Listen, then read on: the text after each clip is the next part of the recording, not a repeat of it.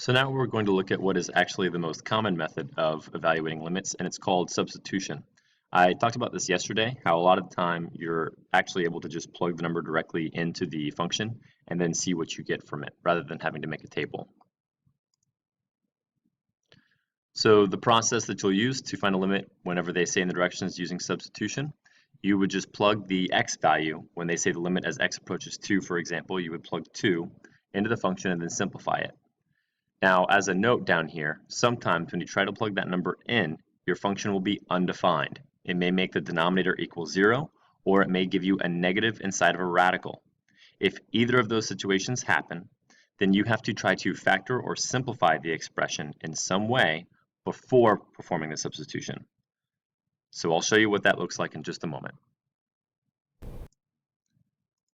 So here's the first question on your assignment on the evaluating using substitution, and you'll see that they are asking us to plug in the x value of negative 1.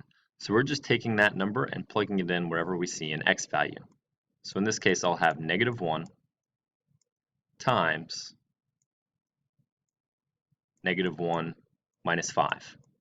Now, I would definitely recommend that you guys use parentheses around the numbers you're plugging in the same way I showed, because it will affect the answers when you have things being raised to powers.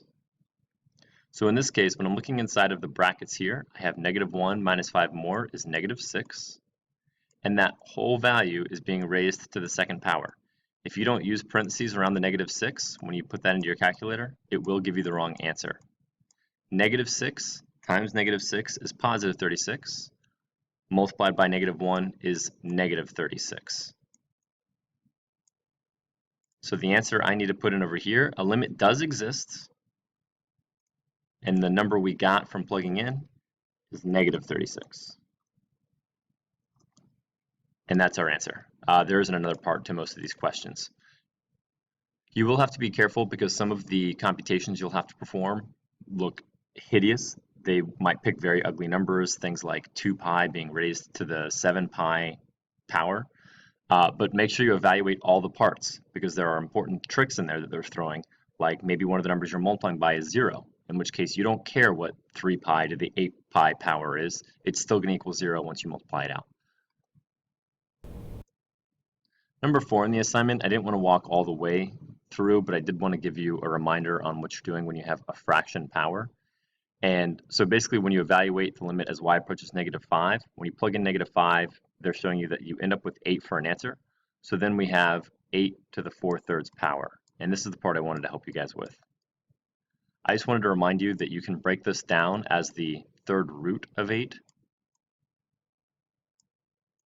and then raise that to the 4th power. Or you could do it the other way around. You could do the 4th power of 8, and then take the third root of that. It'll kind of vary from question to question whether it's easier to do the denominator and make the radical out of that, or use the numerator first and make an exponent out of it. In this case, I think it's easier to do the third root of 8, because I know that 2 to the 3rd power equals 8. And then you can just evaluate what is 2 to the 4th power, and 2 times 2 is 4, times 2 is 8, times 2 is 16. So I just wanted to give you a quick reminder on how to deal with those fraction exponents. Either use the denominator and make a radical out of it first, or use the numerator and make a power out of it, and then do the other one afterwards. So now I'm jumping ahead to number 8 on the assignment, and I think it happens a little bit earlier, but this is a particularly tricky one because it's also going to use a special factoring technique. But you'll notice that there's a problem if we try to plug negative 3 into the equation. The problem happens down here in the bottom of the fraction. If you replace x with negative 3, you're going to have negative 3 plus 3, which equals 0, and anytime you get 0 in the bottom of a fraction, that's undefined. So direct substitution will not work on this one right away, and that's where I want to remind you of the note I put in, into the PowerPoint here.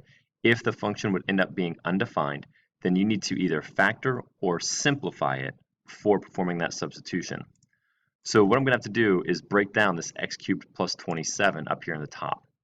And I want to remind you of something we learned called the sum and difference of cubes. It says if you have a cubed plus b cubed, and that does match this because I know that x cubed, so then x is a, and for b cubed, 3 times 3 times 3 is 27, so b is 3. If you have that set up, then you can break this down as a, b, and then there's a second set of parentheses,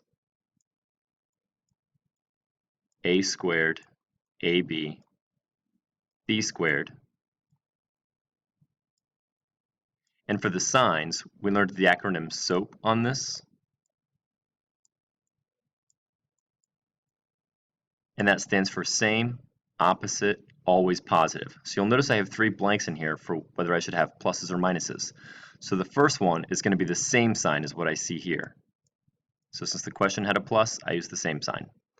The next one is going to be the opposite sign from what I had in the question. So since it was a plus, I flip it to a minus.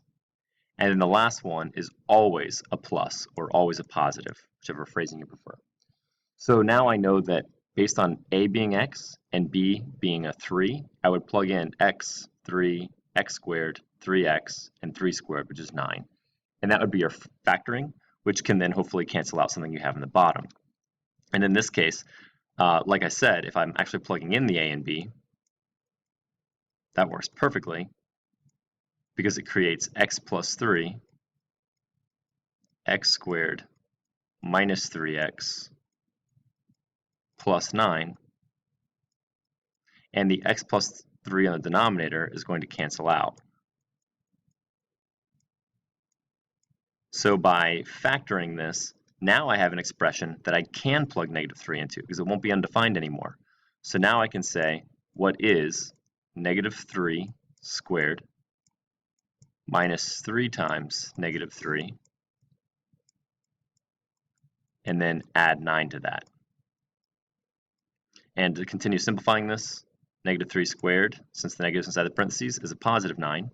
Negative 3 times negative 3 is also a positive 9. And then if I add 9 more at the end, I'm going to get an answer of 27. So I just wanted to remind you of that tricky factoring technique since we haven't used it in a while, and show you the process of factoring so that something cancels out, because now it lets you plug in the number that would have been undefined before. Now, there are actually 2 parts to the question here, so we haven't gotten to where we're going to plug in 27 yet. The first piece just asks why we couldn't substitute directly in the very beginning of the problem. And the real problem came from the denominator equaling 0, but if we're looking at our options here, we have the function is continuous, which you can ignore because that's going to be covered in the next section of notes, not 11.3 but 11.4. It wasn't that the numerator equals 0, but we should point out that by plugging in negative 3, if you cube that, that does equal negative 27 plus 27 is 0 over negative 3 plus 3, which is also 0. So the problem here is that both the numerator and the denominator are equaling 0 when x is negative 3. So that's why we couldn't use substitution in the beginning. Now the second part says, what is the limit as x approaches negative 3? Well, we found that a limit does exist. We found that the limit is actually 27. So now we're able to type in what we got by factoring and canceling first. The rest of your assignment is going to come from the worksheet you were working on before as well. You'll see that a lot of the ones in the beginning you can just substitute directly and there aren't going to be any problems. As you go through the worksheet, you will start to encounter some where you cannot plug in the number. For example, negative 3 into this denominator makes it equal to 0. So that's where you have to start doing the factoring and canceling on the worksheet as well. And you'll be going all the way up through number 27. So you'll see a mix of different variables being used and different factoring techniques being used. Make sure you do remember how to use the sum and difference of cubes. And don't forget that even on this one, things like 1 to the 3rd power still equals 1. That's why you can still use the a cubed plus b cubed technique on this one. And that's all for the notes. Thanks, guys.